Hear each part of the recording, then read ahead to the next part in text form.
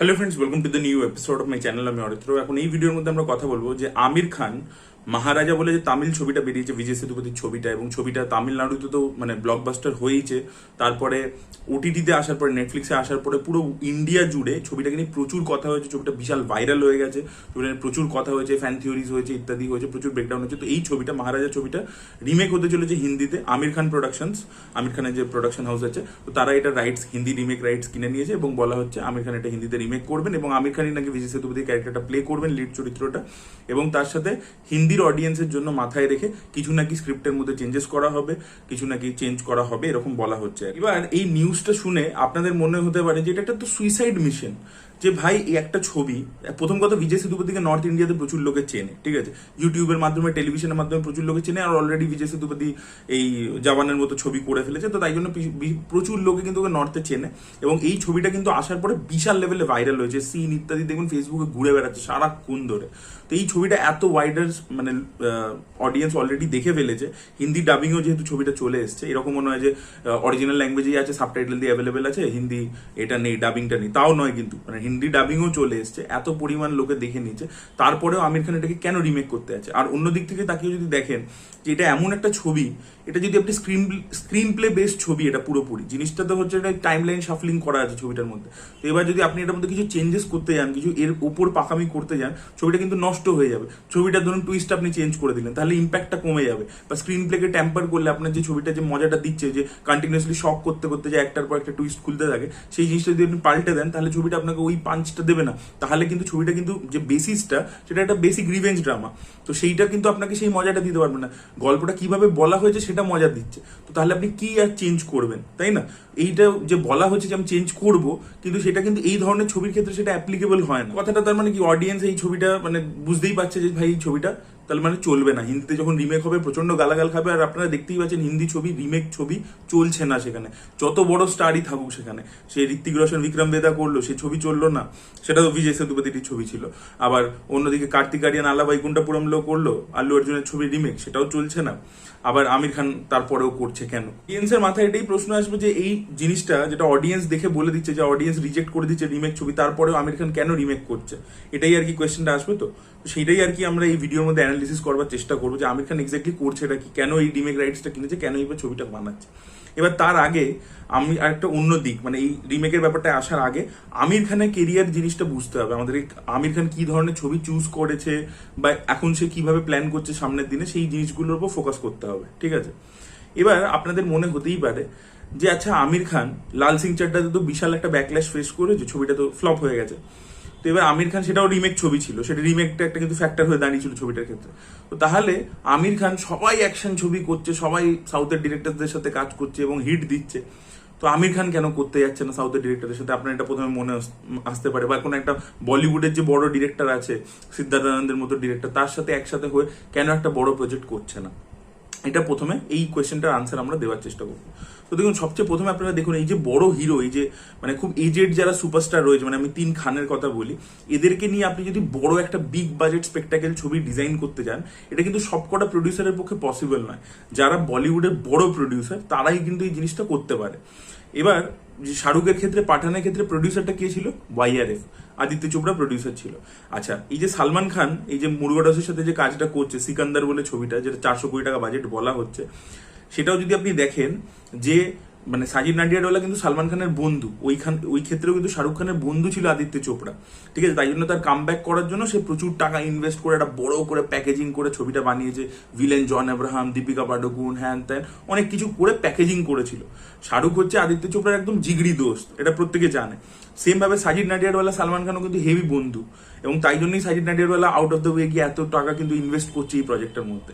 এবার আপনারা দেখবেন যে আমির খানের ক্ষেত্রে, আমির খানকে নিজে কোনো বড় প্রডিউসার ছবি করবে, এরকম অ্যাকশন ওরিয়েন্টেড ছবি, প্রথম কথা হচ্ছে ওয়াইআরএফ করতে পারে। ওয়াইআরএফ আমির খানকে নিয়ে আগে বড় ছবি করেছে, কিন্তু ওয়াইআরএফ এর সাথে থাগস অফ হিন্দুস্তানের সময় ঝামেলা হয়ে গেছে আমির খানের, ঠিক আছে? তাই জন্য তারা একসাথে কাজ করবে না, এটা একদম ক্লিয়ার। না হলে কিন্তু এতদিনে আমির খানও এই মানে স্প্রাই ফ্র্যাঞ্চাইজি ইত্যাদিতে ঢুকে যেত। আমির খানের সাথে মানে আদিত্য চোপড়ার ঝামেলা ঝামেলা একবার ধুম 3 এর সময় হয়েছিল, কারণ স্ক্রিপ্টটা চেঞ্জ করছিল। দেখুন ওই জন্য অভিষেক বচ্চনের ক্যারেক্টারটা ধুম 3 তে কিছুই নেই বলতে গেলে, তো সেটা নিয়ে একটা বাওয়াল অলরেডি আদিত্য চোপড়ার সাথে হচ্ছিল, এবং বাট ছবিটা সাকসেসফুল হয়ে গেছিল। এবং থাগস অফ হিন্দুস্তানের সময় এই যে ফাতিমা সানা শেখের ক্যারেক্টারটা কাস্ট করা নিয়ে হেভি বাওয়াল হয়েছিল। ওটাতে অ্যাকচুয়ালি এরা ওই ওয়ানি কাপুরকে কাস্ট করতে চেয়েছিল, ওয়াইআরএফ এর যেহেতু ওয়ানি কাপুর হিরোইন, এবং দেখবেন পরপর ওকে ছবিতে কাস্ট করতো, তো ওকে কাস্ট করতো, ওই কাস্টিংটা নিয়ে ওটা আমির খান করেছিল আর কি। তো ওইটা নিয়ে আর কি একটা বাওয়াল ওদের মধ্যে ছিল, এবং যখন ছবিটা বক্স অফিসে পারফর্ম করলো না, ওপেনিং বিশাল নিয়েছিল 50 কোটি টাকা, তো তারপরে ছবিটা পুরোপুরি ডিজাস্টার হয়ে যায়। তো সেই তারপর থেকে ওয়াইআরএফ এর সাথে আমির খানের ঝামেলা হয়ে গেছে বিশাল লেভেল, তো আমির খান ওইখানে করতে পারবে না। একটা জিনিস দেখুন, অন্য যারা বড় প্রডিউসার আছে বম্বের, আপনারা যদি ভালো করে লক্ষ্য করেন, একটা জিনিস তাদের কাছেও ক্লিয়ার হয়ে গেছে যে এই যে 3 জন খান, এরা কিন্তু এবার কিন্তু এদের স্টারডামটা কিন্তু শেষের দিকে। এটা কিন্তু সত্যি কথা, মানে আমি শাহরুখের ফ্যান হয়ে বলছি, শাহরুখ, সালমান, আমির 3 জনেরই কিন্তু মানে খালি যে স্টারডামের ভিত্তিতে ছবি চলে যাবে তা কিন্তু নয়, এদের কিন্তু এবার শেষের দিকে। এটা কিন্তু বড় প্রডিউসাররাও বুঝতে পারছে। এবার যখন বন্ধুত্বের একটা ব্যাপার আসছে আদিত্য চোপড়া তখন করে দিচ্ছে, বা ধরুন সাজিদ নাডিয়ারওয়ালার ক্ষেত্রে করে দিচ্ছে, কিন্তু বাকিরা বুঝে গেছে। না হলে দেখুন এই যে করণ জোহর যে বুল বলে ছবিটা করছিল সালমানকে নিয়ে, সেই ছবিটা বন্ধ করে দিল, কারণ এই রিসেন্ট রিপোর্ট এসছে। কারণ ও দেখছে যে এই ধরনের স্টারকে নিয়ে যে ছবিটা বানাতে যে বাজেটটা মাউন্ট করতে যে বাজেটটা লাগবে, সেটা কিন্তু রিকভারেবল হচ্ছে না। এটা কোনো গ্যারেন্টি নেই। ইভেন যে মুরগোডাসের সাথে যে ছবিটা করছে সিকান্দার, এটাতে একদম শিওর শট হিট হয়ে যাবে, এটা কিন্তু কোনো গ্যারেন্টি নেই। তো এতটা টাকা ইনভেস্ট করে বড় ছবি আমি প্ল্যান করব, তার থেকে বাবা আমি একটা ছোট স্টারকে নিয়ে একটা মিড বাজেট ছবি করে মোটামুটি রিকভার করে নেবো, স্যাটেলাইট ওটিটি সবকিছু মিলে। এখন কিন্তু বম্বের মার্কেট খুবই অবস্থা খারাপ চলছে, আপনারা যদি একটু রিপোর্টস পড়ে দেখেন, আমি আগেও ভিডিওতে বলছিলাম। তো সেখানে করণ জোহর ছবিটা বন্ধ করে দিল। কেন করে দিল? করণ জোহর তো করতে বড় প্রডিউসার, কিন্তু সালমানকে নিয়ে ছবি করছে না, কারণ এই বড় স্টারদেরকে নিয়ে ছবি করতে, মানে বড় ছবি করতে, স্পেকটাকেল ছবি করতে বড় খরচা আছে, কিন্তু সেটা রিকভারি মোডটা চাপ হয়ে যাচ্ছে। স্যাটেলাইটে সেই দাম আসছে না, ওটিটিতে সেই দাম আসছে না, হলেও কোনো গ্যারেন্টি নেই যে ছবিগুলো চলবে। সালমান খানের ছবি আগে যেরকম পারফর্ম করতো তার থেকে তো আন্ডার পারফর্ম করেছে। শাহরুখ মাঝখানে তো মানে একটা টাইমে তো মানে চলেনি, তো মানে সেটা তো আমরা দেখতেই পেয়েছি মাঝখানে সে কত বছর গ্যাপ নিয়েছে। এবং দেখুন একটা বছরে পাঠান দিয়েছে, জওয়ান দিয়েছে, তারপরে কিন্তু ডাঙ্কি কিন্তু আন্ডার পারফর্ম করেছে। ঠিক আছে, তো ছবি এক্সট্রাঅর্ডিনারি হলে that is a different thing, কিন্তু ছবি যদি খারাপ হয়ে যাচ্ছে তখন কিন্তু খালি স্টারডামের বেসিসে ছবিটা হিট হয়ে যাচ্ছে, যেটা আজ থেকে বহু বছর আগে হতো। যে সালমান খানের ক্ষেত্রে ছবি বাজে হচ্ছে, তখন রেডি এমন তো খুবই অ্যাভারেজ, বিলো অ্যাভারেজ একটা ছবি, বাট হিউজ একটা ব্যবসা করে দিচ্ছে, বা হ্যাপি নিউ ইয়ার বাজে ছবি, বাট সেটা কিন্তু হিউজ একটা ব্যবসা করে নিচ্ছে, সেটা on the basis of stardom. কিন্তু সেটা কিন্তু আজকের দিনে হচ্ছে না। নাহলে মানে রাজকুমার হিরানির নাম, শাহরুখের নাম একসাথে থাকা সত্ত্বেও ছবিটা যে এক্সপেক্টেড বিজনেসটা করার কথা ছিল তার থেকে নিচেই করেছে। মানে আমির খানকে নিয়ে ছবি করার মতো বড় প্রডিউসার, বড় ব্যানার, সেটা কিন্তু বলিউডে সেরকম ভাবে নেই। ওই বড় স্পেকটাকেল বেসড ছবির কথা আমি বলছি। ড্রামা বেসড ছবি করতে পারে অনেকে, বাট স্পেকটাকেল বেসড ওরকম 300-400 কোটি টাকার অ্যাকশন সেটা কেউ করবে না। টি সিরিজের সাথেও আমির খানের একটা ঝামেলা হয়েছে, মুগুল বলে ছবিটা। টি সিরিজ একটা বড় ব্যানার, বম্বের প্রডিউসার, কিন্তু আমির খানের সাথে ওদেরও ঝামেলা আছে। মুগুল বলে একটা ছবি করবে ভেবেছিল ভূষণ কুমার, সেটা নিয়ে ও মানে বলেছিল করবো সুভাষ কাপুরের সাথে, তারপরে করেনি, ঝুলিয়েছে বারবার করে। তো এই জিনিস, এই খবরটাও দেখবেন ছিল মিডিয়াতে, তো তাই জন্য ওদের সাথেও করতে পারবে না। তো এরকম বড় হাউসেস এ বন্ধ হয়ে গেছে। এবার সালমান খানের ক্ষেত্রে আরো একটা জিনিস দেখবেন, সালমান খান যে বড় প্রজেক্ট গুলো করছে, যেগুলো সাউথের ডিরেক্টরদের সাথে, মানে অ্যাটলির সাথে যে খবরটা আছে, সেখানে কিন্তু প্রডিউসার কিন্তু বম্বের নয়, প্রডিউসার কিন্তু সাউথেরই, সান পিকচার্স। এবার আরো একটা মানে ক্যাচ আছে, দেখুন সালমান খানের উপর একা কিন্তু মাউন্ট করছে না প্রজেক্টটা, সালমান খানের সাথে সাউথের আরো একজন বড় সুপারস্টারকে রাখবে, দুজনের কম্বিনেশনে করবে, কারণ ওরা সাউথের মার্কেটটাকে সেভ করতে চাইছে, যে জানে যে সাউথের একটা বড় সুপারস্টারকে যদি সালমান খানের সাথে কাস্ট করি, তাহলে আমার সাউথের তামিল মার্কেটটা তো একটা সেভ হয়ে গেল, ওখান থেকে এত টাকা চলে আসবে, আর সালমান খানকে দেখি আমার বম্বে থেকে এতটা ওটিটি স্যাটেলাইট এটা শিওর পেয়ে যাবো। এবার যদি ছবিটা ভালো বানাতে পারি তাহলে আমার মানে নর্থেও একটা হিউজ মার্কেট খুলে যাবে। কিন্তু সেখানেও দেখুন একটা সেফ বেট ক্যালকুলেশন করে কিন্তু ওটা 2 হিরো ফিল্মই ডিজাইন করছে স্যাররা। কিন্তু এই যে খানসদের ওপর যে পুরোপুরি যে ট্রাস্ট করে, যতক্ষণ না বন্ধু হচ্ছে, পার্সোনাল কোনো ইকুয়েশন আছে, ততক্ষণ যে ছবি করে দেবে, বড় ছবি মাউন্ট করে দেবে, সেটাতে কিন্তু যথেষ্ট রিস্ক থাকছে। এবার আরেকটা হতে পারে যে সে নিজেই প্রডিউস করলো, যেটা শাহরুখ জওয়ানের ক্ষেত্রে করেছিল। ঠিক আছে, জওয়ানের ক্ষেত্রে যেরকম পুরো টাকা মানে ছবিটাই আর কি শাহরুখ নিজেই বানিয়েছে, যেটা কিন্তু ডাঙ্কির ক্ষেত্রে হয়নি। ডাঙ্কির ক্ষেত্রে জিও স্টুডিওজের টাকা ছিল ওতে, কিন্তু এখানে কিন্তু জওয়ানটা পুরোপুরি নিজে হিউজ একটা খরচা করে বানিয়েছে, সেটা অ্যাটলিকে ট্রাস্ট করে করেছে। এবার যদি দেখেন সেটা সাকসেস পেয়েছে, খুব ভালো কথা। কিন্তু আপনারা যদি নোটিস করেন আরেকটা জিনিস, এবারই আমি পয়েন্টে আসছি, আমির খানের পয়েন্টটাতে, যে তার আগে যে 2018-তে জিরো ফ্লপ করলো, শাহরুখ খান একটা স্যাবাটিক্যাল কাইন্ড অফ এতে চলে গেল, ছবি করছে না, তারপরে ডাইরেক্টলি পাঠান দিয়ে কামব্যাক করলো, যেটা ওয়াইআরএফ এর প্রোডাক্ট। এবার হচ্ছে মাঝখানে শাহরুখ খানের প্রোডাকশন কি করছিল ভালো করে নোটিস করুন। মাঝখানে শাহরুখ কিন্তু কন্টিনিউয়াসলি ছবি প্রডিউস করে গেছে, বানিয়ে গেছে, বিভিন্ন ওটিটি প্ল্যাটফর্মে কাজ করে গেছে। বার্ড অফ ব্লাডের মতো কাজ করেছে নেটফ্লিক্সে, বেতাল করেছে, জি5-এ এসছে, লাভ হস্টেল করেছে, বব বিশ্বাস করেছে, কন্টিনিউয়াসলি বিভিন্ন ওটিটিতে বিভিন্ন ছবি প্রডিউস করে গেছে, বিভিন্ন ওটিটির সাথে ডিল হয়েছে, মোটা মোটা টাকা ভালো স্টার কাস্ট নিয়ে ছবি করেছে, দেখবেন করে গেছে, প্রোডাকশন রানিং আছে। ছবি ওই ওটিটি প্ল্যাটফর্মে যে ছবিগুলো ডাইরেক্টলি করেছে ওগুলোতে তো অন টেবিল প্রফিট আছে সবকটাতে। তার সাথে তো শাহরুখের মানে বিজনেস অনেক ডাইভার্সিফাই করা আছে। শাহরুখ কিন্তু কোনোদিনও লসে ছিল না এই মাঝে, ঠিক আছে? এগুলো কিন্তু ভুল কথা যে শাহরুখের মার্কেট শেষ হয়ে গেছিল, কিন্তু পয়সা ইনকাম করেই যাচ্ছিল এবং ওইগুলো থেকে কামিয়ে কামিয়েই তখনই কিন্তু একটা জওয়ানের মতো ছবি মাউন্ট করতে পারছে। টাকাটা রোল হচ্ছে ওই ছবিগুলো দিয়ে টাকাটা রোল করছে মার্কেটে, এবং সেটা দেখিয়ে যে দেখো আমি এটাতে এত প্রফিট করেছি, তো ওই ইনভেস্টারকে বলছে আরো আমাকে টাকা দাও, জওয়ান আমি একটা বড় ছবি মাউন্ট করছি। তো সেইটা কিন্তু ওই প্যাকেজিংটা করেই করছে, কিন্তু নাহলে তো শাহরুখের যারা ইনভেস্টার আছে তারা তো তাকে যদি মাঝে কোনো ছবিই করছে না আর ডাইরেক্টলি বলছে আমাকে 300 কোটি দিয়ে দাও আমি জওয়ান বানাবো, কেউ দিত না। কিন্তু এগুলো কিন্তু মাঝে কিন্তু তার বিজনেসটা রানিং কন্টিনিউসলি, আপনাকে বুঝতে হবে এই জিনিসটা। আমির যদি বড় স্পেকটাকেল ছবি নিজেই পুরোপুরি প্রডিউস করতে চায়, তারও প্রোডাকশনটাকে তাকে রানিং বানাতে হবে। এবার আমির খানের প্রোডাকশনের ক্ষেত্রে যেটা দেখুন, আমির খান যে প্রোডাকশন হাউস লাগান থেকে শুরু হয়েছিল, তো তারা কিন্তু খুব বেছে বেছে ছবি করেছে। আগে দেখবেন, আগে আমির খান প্রোডাকশন খুব বেছে বেছে ছবি করতো, যে ছবিটা নিজে ডিরেক্ট করছে বা নিজের ভাগ্নেকে লঞ্চ করছে সেরকম ছবি করছে, বা খুব বেছে একটা পিপলি লাইভের মতো ছোট ছবি করলো। তারা কিন্তু নাম্বার অফ প্রোডাকশন তাদের কোনোদিনই বেশি ছিল না, এটা সবচেয়ে প্রথম কথা। কিন্তু রিসেন্টলি দেখবেন আমির খান কিন্তু পরপর অনেক ছবি করছে। অ্যাকচুয়ালি কি হয়েছে, আমির খানের জিও স্টুডিওজের সাথে ওদের প্রোডাকশন হাউসে একটা কোলাবোরেশন হয়েছে। এবার এই কোলাবোরেশনগুলো কি হয়, যে জিও স্টুডিওজ ধরুন আমির খান প্রোডাকশনকে বলেছে আপনি আমাকে এতগুলো সিনেমা দেবেন, ঠিক আছে, এতগুলো সিনেমা বানিয়ে দেবেন। এবার তখন ওদেরকে কি বানাতে হবে, চার্ন আউট করতে হবে, তখন একটা ফ্যাক্টরির মতো, যেরকম আমাদের বাংলাতেও হয়েছিল না, যে জিও স্টুডিওজের সাথে এসবিএফ এর কোলাবোরেশন হলো, 6টা ছবি এসবিএফ বানিয়ে জিও স্টুডিওজকে দেবে। তো সেম জিনিসটা ওখানে হচ্ছে, যে জিও স্টুডিওজ টাকা দিয়ে দিয়েছে, আমির খান বানাচ্ছে। এবার যখন বানাচ্ছে তখন কি তাড়াতাড়ি বানাতে হবে, তাড়াতাড়ি বানিয়ে দিতে হবে, যে এটা 2 বছরের একটা কন্ট্রাক্ট পিরিয়ড আছে, তার মধ্যে এতগুলো ছবি বানিয়ে দিতে হবে। তাই জন্য দেখবেন অনেকগুলো ছবি কিন্তু আমির খান এবার প্রডিউস করছে। লাপাতা লেডিজ হয়ে গেল, ঠিক আছে, ওটা তো ওর ওয়াইফের ডিরেকশন দিয়েছে। বাট দেখবেন আরো ছবি, হ্যাপি প্যাটেল বলে একটা ছবি আছে, সেটা করছে আর.এস. প্রসন্না। তো নিজে ওই যে ছবিটা চ্যাম্পিয়ন্সে কিন্তু নিজে প্রথমে করতে চাইনি, অভিনয় করতে চাইনি, ওটা অন্য কোনো হিরোকে নিয়ে করবে ঠিক করেছিল। দেখবেন রণবীর কাপুরের কাছে গেছিল, অনেকের কাছেই অফার গেছিল, সালমান খানের কাছেও গেছিল, এই রিপোর্টস আপনারা যদি ফলো করে থাকেন। তো এরকম কিন্তু পরপর আমির খান প্রোডাকশন কিন্তু ছবি করে যাচ্ছে, কারণ ওদেরকে সার্টেন নাম্বার অফ একটা কন্টেন্ট বানিয়ে, মানে ব্যাংক বানিয়ে ওটা জিও স্টুডিওসকে দিতে হবে, এইভাবেই ডিলিং আছে ওদের সাথে। এটার পিছনে আমির খানের স্ট্র্যাটেজি যে মানে জিও স্টুডিওদের সাথে কাজ করে আমি টাকা রোল করে আরো বড় একটা পরে ফিউচারে প্রজেক্ট মাউন্ট করবো, সেটাও একটা হতে পারে, সেটা তো ভবিষ্যতে আমরা তো এখন দেখতে পাচ্ছি না, সেটা একটা হতে পারে। আর না হলে আমির খান নিজের প্রোডাকশন রোলমেন্ট বাড়াতে চাইছে, ঠিক আছে। এবার দেখুন রিমেকের ক্ষেত্রে কি হয়, যেটা আমাদের আপাত দৃষ্টিতে সুইসাইড মনে হচ্ছে। ধরে নিচ্ছি আমি এই আলা বৈকুণ্ঠপুরম লোর যে রিমেকটা শেহজাদা বলে ছবিটা এলো, এবার এই ছবিটা আপনার দেখে মনে হচ্ছে কি, যে ছবিটা বানিয়েছে, রিলিজ করেছে বড় করে, ছবিটা হলে একেবারে চলেনি, ডিজাস্টার। নেটফ্লিক্সে আসার পর হিউজ ভিউয়ারশিপ জেনারেট করেছে, টেলিভিশনে আসার পর হিউজ টিআরপি জেনারেট করেছে। এবার আলা বৈকুণ্ঠপুরমলোর যে রিমেকটা হয়েছিল শেহজাদা, সেই ছবিটার ক্ষেত্রে প্রবলেমটা কি হয়ে যাচ্ছে, ছবিটা তবুও যদি আমি ধরে নিচ্ছি লস করেছে, কারণ চলেনি বক্স অফিসে। ওই ছবিটা কিন্তু একটা গ্র্যান্ড ছবি, বড় ছবি, এটা মাসালা ছবি, বড় হিরো, কমার্শিয়াল ছবি, বিশাল গ্র্যান্ড স্কেলে বানানো একটা ছবি। তো ওটা যখন রিমেকও হচ্ছে, তাতে আরো খরচা করেছে, কার্তিক আরিয়ানকে নিয়ে প্রমোশন করেছে, রিলিজ করেছে, সেখানে একটা হিউজ কস্টিং ইনভলভ আছে।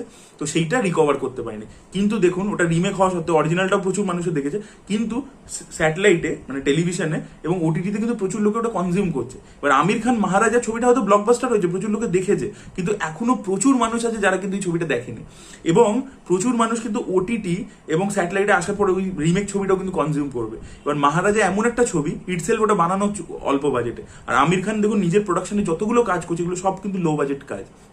লাপাতা লেডিস প্রফিটেবল কি করে হয়েছে, লাপাতা লেডিস তো হল থেকে সেরকম মানে হিউজ তো কামাতে পারেনি, তবু মানে যা বাজেট ছিল সেই অনুযায়ী ডিসেন্ট কামিয়েছে। কিন্তু Laapataa ladies is made on a very low budget film, মানে বলিউডের তুলনায় ওটা কোনো বাজেটই নয়, কারণ স্টার কাস্ট সেরকম কিছু নেই। তো ওরা নেটফ্লিক্সে বেচেই পুরো টাকা তুলে নিয়েছে। এবার মহারাজা এমন একটা ছবি, এমন একটা লজিস্টিক্সের ছবি, যে বানাতে আপনার কোনো খরচা হবে না, ছোট করে আপনি বানিয়ে ফেলতে পারবেন। এবার সেইটার ওটিটি স্যাটেলাইট থেকে ওর পুরো টাকা উঠে আসবে আরামসে। আর আমির খান যখনই ফেস হবে তখন একটা বেসিক তো বক্স অফিস থেকে রিকভারি হয়ে যাবে। এবার আমির খান যদি ফেস না হয়, আমার তো মনে হয় না, মানে এখন অব্দি রিপোর্টস বলছে আমির খানই করবে, আমার তো মনে হয় না প্রোডাকশন থেকেই করবে, অন্য কাউকে নেবে, কারণ তাহলে ওর মানে অল্প বাজেটে করে আরামসে ওই টাকাটা তুলে নিতে পারবে। কারণ ওগুলো কিন্তু রিমেক হওয়া সত্ত্বেও পরে আসার পরে হিউজ পরিমাণে কিন্তু দর্শক দেখবে, সেটা ওটিটিতে হোক স্যাটেলাইটে হোক। এটা দেখবে 100%। এর ক্ষেত্রে কি হয় না, যেহেতু অলরেডি একটা আপনার কাছে টিআরপি নাম্বার মানে অলরেডি ডেটা আছে, আপনি যে চ্যানেলকে সামনের দিনে বিক্রি করবেন আপনার রিমেক ছবিটা, আপনি সেইটা দেখিয়ে বলতে পারেন যে অরিজিনালটা দেখো এরকম পারফর্ম করেছিল, আমার রিমেকটা তুমি নাও, ভালো পারফর্ম করবে। এই কারণের জন্য দেখুন বাংলাতে আজকে কেন রিমেক হচ্ছে, আবার রিমেক হচ্ছে। তো ছবি তো রিমেক, আমরা তো বাংলাতে জানি যে বহু বছর ধরে রিমেক ছবি চলে না, তাহলে SVF 1 নম্বর প্রোডাকশন কোম্পানি প্রসেনজিৎ চ্যাটার্জি অনির্বাণ ভট্টাচার্যকে নিয়ে রিমেক ছবি কেন করছে, পুজোর ছবি রিমেক ছবি কেন করছে গারুডানের রিমেক? কারণ ওরা জানে যেমন হল থেকে যা 5 দিনে কামাই তো একটা হবেই বেসিক, কারণ পুজোর সময় যা হবে, কিন্তু আমার স্যাটেলাইটে একদম 100% সোল্ড হবে, কারণ ওটা রিমেক ছবি।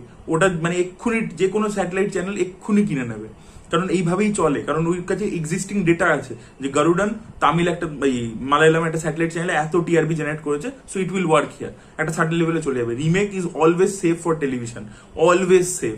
তাই জন্য কিন্তু দেখবেন অনেক এখানকার হিরোরা আছে, আমি চলো নাম করি বলছি, জিৎ, তার ধরুন বাজি চলেনি তো, হলে তো একেবারে চলেনি, বাজি তো ডিজাস্টার, কিন্তু বাজি কিন্তু টেলিভিশনে চলেছে, জিতে কিন্তু বিক্রি করে টাকা কামিয়ে নিয়েছে। এই ফর্মুলাটাই কিন্তু আমির খান করছে বেসিক্যালি এই রিমেকে, তাই জন্যই রিমেক করছে, যেরকম একটা ব্লকবাস্টার ছবির রিমেক এই কারণেই করছে, কারণ তার একটা স্টুডিওজের সাথে টাই আপ আছে, তাকে সার্টেন নাম্বার অফ ছবি বানিয়ে এই দিনের মধ্যে দিতে হবে।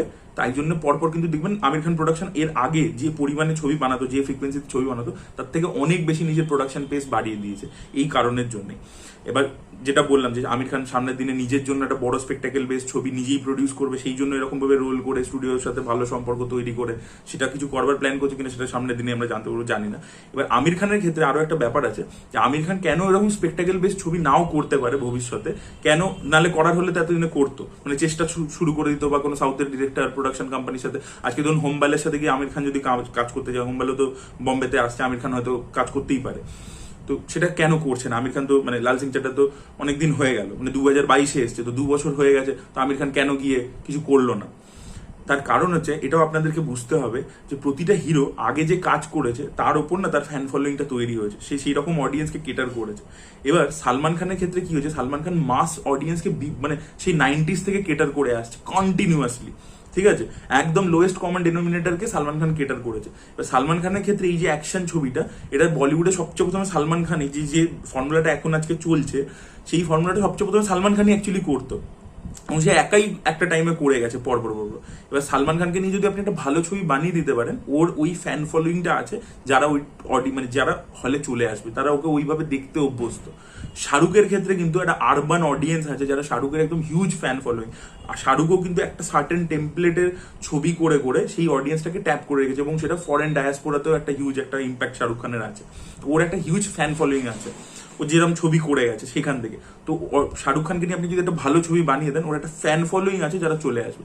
আমিরের ক্ষেত্রে কিন্তু এটা নেই, কারণ আমিরের যে choice of films late 90s থেকে এবং আর্লি 2000 ওই সময়টা থেকে আমির খান যেরকম ছবি করেছে, প্রতিটাতে হি প্লেড আ ক্যারেক্টার, মানে সেটা সিনেমার জন্য খুবই উন্নতি করছে, বলিউডকে একটা নেক্সট লেভেলে নিয়ে গেছে, লাগানের মতো ছবি করে, তারে জমিন পরের মতো ছবি করে, দিল চাহতা হ্যার মতো ছবি করে, বা তার আগে আর্থ 1947 আর্থ, তো এই ছবিগুলো আউটস্ট্যান্ডিং, পাতবিং বা সারফারোশ, কিন্তু প্রতিটা ছবিতে ও একটা ক্যারেক্টার প্লে করছে, ওর পার্সোনাটাকে দেখতে কেউ আসছে না। মানে শাহরুখের ক্ষেত্রে কি যে কিং অফ রোম্যান্স, এটা একটা পার্সোনা, সেটা আমরা দেখতে যাচ্ছি। সালমানের ক্ষেত্রে কি মাস একটা হিরো, সেই পার্সোনাটা আমরা দেখতে যাচ্ছি, ঠিক আছে, সেই পার্সোনাটার হিউজ একটা ফ্যান ফলোয়িং আছে শাহরুখের ক্ষেত্রে, সালমানের ক্ষেত্রে।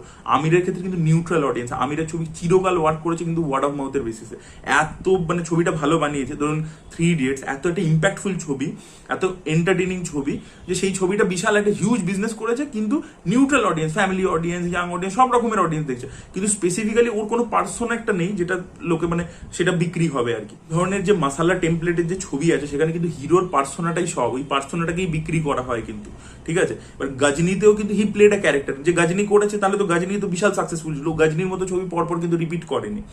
ও অ্যাকশন এখনো চাইলে করতে পারে, ভালোই করবে, সেটা অভিনেতা ভালো, সেখানে ওই খাটবেও সবকিছু করবে, কিন্তু এখন কি হয়ে গেছে যে ও তখন কি গজনী একটা স্ট্যান্ড আউট ব্যাপার ছিল, এখন সবাই করছে, এখন ওটা স্ট্যান্ড আউট হবে না। আর ও চিরকাল কিন্তু অডিয়েন্সকে প্লিজ করেছে স্ট্যান্ড আউট কন্টেন্ট দিয়ে, যে একটা 3 ইডিয়টস এর মতো ছবি করছে, যে আমির খান কলেজে যাচ্ছে, 40 বছর বয়স কিন্তু কলেজের স্টুডেন্ট প্লে করছে, এবং একটা খুব সুন্দর সোশ্যাল মেসেজ, খুব এন্টারটেনিং একটা ছবি। তো সেই জিনিসটা কিন্তু এখন কিন্তু সবাই মাস হিরো প্লে করছে, তো আমির খান এখন মাস হিরো প্লে করলে কিন্তু সেটা স্ট্যান্ড আউট হবে না। আর ওর অডিয়েন্সটাই ওটা, ওর অডিয়েন্সটা নিউট্রাল, ওর কিন্তু ফ্যান ফলোয়িং ওরকম যারা হিউজ ফ্যান ফলোয়িং ওর হয়েছে লড়াই করবে সেটা কিন্তু নয়। আরো একটা জিনিস নোটিস করছে যে মানে একটা এই মাস অডিয়েন্সের বাইরেও একটা হিউজ ফ্যামিলি অডিয়েন্স আছে, তাদেরকে যদি ঠিক একটা কন্টেন্টের সাথে রিজোনেট করাতে পারি, তাহলে আমি অনেক অল্প টাকায় একটা ছবি বানিয়ে অনেক বেশি মানুষের কাছে পৌঁছে যাবো। যদি একটা ভালো ফ্যামিলির গল্প হয় এবং সেটা বিশাল একটা word of mouth pick up করে না। লাল সিং চাড্ডার ক্ষেত্রে কি হয়েছিল যে ছবিটা ভালো লাগেনি লোকেদের, মানে ইট ওয়াজ নট অ্যাপ্রিসিয়েটেড, সেই জন্য। কিন্তু যদি কানেক্ট হয়ে যেত তাহলে কিন্তু ওই ছবিটা একটা হিউজ অডিয়েন্সের কাছে পৌঁছে যেতে পারতো। একটা রিমেক ছবি ছিল, আমি সেটা বলছি না, বাট যদি একটা অরিজিনাল মৌলিক গল্প ছবি বানায় এবং সেই ছবিটা যদি প্রচুর মানুষের সাথে কানেক্ট করে যায়, কারণ আমির খান এটাও ভাবছে, আমির খান তো মানে আহেড অফ দ্য কার্ভ ভাবনা চিন্তা করে যে এই যে ট্রেন্ডটা এখন চলছে এটাও কিন্তু ডাই ডাউন করবেই, আর করবে 100%। ঠিক আছে, তো সেই জিনিসটা আমির খানও কিন্তু বুঝে গেছে যে 2-3 বছরের মধ্যে কিন্তু ট্রেন্ড উইল চেঞ্জ। তো আমি যতক্ষণে ছবিটা প্যাকেজিং করে, মাউন্টিং করে, প্ল্যানিং করে সবকিছু করবো, ততক্ষণে দেখবো ট্রেন্ডটা চেঞ্জ হয়ে গেছে। এবং যে ট্রেন্ডটা অল্প অল্প করে চেঞ্জ হচ্ছে আপনি কিন্তু বুঝতে পারছেন এটা। নাহলে আজকে রাজকুমার রয়ের যে ছবিটা এলো, শ্রীকান্ত, ওই ছবিটা কিন্তু একটা ব্যবসা করছে, সার্টেন ব্যবসা। আবার কিন্তু অডিয়েন্স কিন্তু এই কন্টেন্ট ড্রিভেন ছবি যেগুলো একদমই দেখতে আসছিল না, সেগুলোর মধ্যে যেগুলো এন্টারটেনিং হচ্ছে ধীরে ধীরে কিন্তু আসছে। ঠিক আছে, এবার এটা যখন এটা বড় সুপারস্টার করবে, যদি ছবিটা খুব ভালো হয়, ওয়ার্ড অফ মাউথ খুব ভালো, তখন কিন্তু ধীরে ধীরে ধীরে ধীরে অডিয়েন্স আসা শুরু করবে। এই জিনিসটা কিন্তু আমির খান জানে যে ট্রেন্ড উইল চেঞ্জ, তাই জন্য কিন্তু সে অপেক্ষা করছে এবং সেরকমই ছবি করছে এবং বাজেটটাকে কন্ট্রোল রাখবার চেষ্টা করছে। এই ছিল আমার অ্যানালিসিস যে আমির খান কেন এই ধরনের রিমেক্স করছে বা ছবির প্রোডাকশন কেন বাড়িয়ে দিয়েছে, কারণ তার ডিল হয়েছে। It's not an analysis, it's a fact. ঠিক আছে, এবং আমির খানের কি সামনের দিনের স্ট্র্যাটেজি, কেন অ্যাকশন ছবি করছে না, কেন এই ধরনের ছবি করছে, তো সেটা নিয়ে যে আমার অ্যানালিসিসটা ছিল এবং ওভারঅল খানদেরকে নিয়ে কি বক্তব্য ছিল। আর এটা দেখুন, রেগে যাওয়ার কিছু নেই যে এদের তো বয়স হচ্ছে, এরা তো হিউজ একটা সময় ধরে তো ইন্ডাস্ট্রিকে টেনেছে আর এখনো টানছে, এখনো এদের ছবি এলে যা ব্যবসা করছে এ করছে তাতে অনেকেরই লাভ হচ্ছে। কিন্তু কথা হচ্ছে যে এদের এবার ধীরে ধীরে ধীরে ধীরে কিন্তু ডাউনফল হবে, এটা আমাদের কিছু করার নেই। আমি এই 5 জনকে, এরা 3 খান আর অজয় আর অক্ষয়, এদের 5 জন হচ্ছে আমাদের ছোটবেলা থেকে যেহেতু আমরা দেখছি 90s থেকে, এবং তার আগে আমরা যখন ছোট ছিলাম, তো তার আগে যে 80s যারা হিরো ছিল, সানি দেওল, সঞ্জয় দত্ত, অনিল কাপুর, জ্যাকি শ্রফ, এদেরও ছবি দেখেছি। বাট বেশি কানেকশন 90s এই 5 জন হিরোর সাথে আমার পার্সোনালি যদি বলি হয়েছে। কিন্তু এটা আমাদেরকে একদিন মেনে নিতে হবে যে এদেরও কিন্তু এবার ফেড আউট হবে একটা টাইমে। ঠিক আছে, এবং তারপর gradually Ranbir Kapoor take over করবে বা কিছু হবে এরকম, সেটা স্বাভাবিক ব্যাপার। কিন্তু ধীরে ধীরে হিরোরা উঠছে, ভিকিও ধীরে ধীরে অল্প অল্প করে উঠছে, এরকম কিন্তু হচ্ছে। এটা কিন্তু একদিন মেনে নিতেই হবে যে ভাই এরাও ফেড অ্যাওয়ে হবে। কারণ বচ্চন এক সময় অত বড় ছিল, অমিতাভ বচ্চন, তো তাকেও তো এরা টেক ওভার করেছিল একটা টাইমের পরে। তো এটা হতেই থাকে, এটা ইটস লাইক এ সাইকেল। তার আগে রাজেশ খান্না ছিল, রাজেশ খান্নাকে বচ্চন টেক ওভার করেছিল, সো ইট উইল হ্যাপেন। এটা আমাদেরকে মেনে নিতে হবে। এটা কিন্তু রেগে যাওয়ার কোনো ব্যাপার নেই, এটা কিন্তু পুরো যে বিজনেস মার্কেট কিভাবে অপারেট করছে তার ভিত্তিতে, এবং একটা খানকে নিয়ে ছবি বানানো হিউজ একটা বাজেট লাগবে, তো সেই ভিত্তিতে আমি পুরো অ্যানালিসিসটা করলাম। এটা কিন্তু রেগে যাবেন বা কাউকে আমি ছোট করছি যে এর স্টারডাম কম ওর বেশি, এরকম কিন্তু ব্যাপারটা নয়। এটা আমি ফ্যাক্টস বা বিজনেস মডেলের ভিত্তিতে কথাগুলো বললাম। So that was it guys, thank you so much.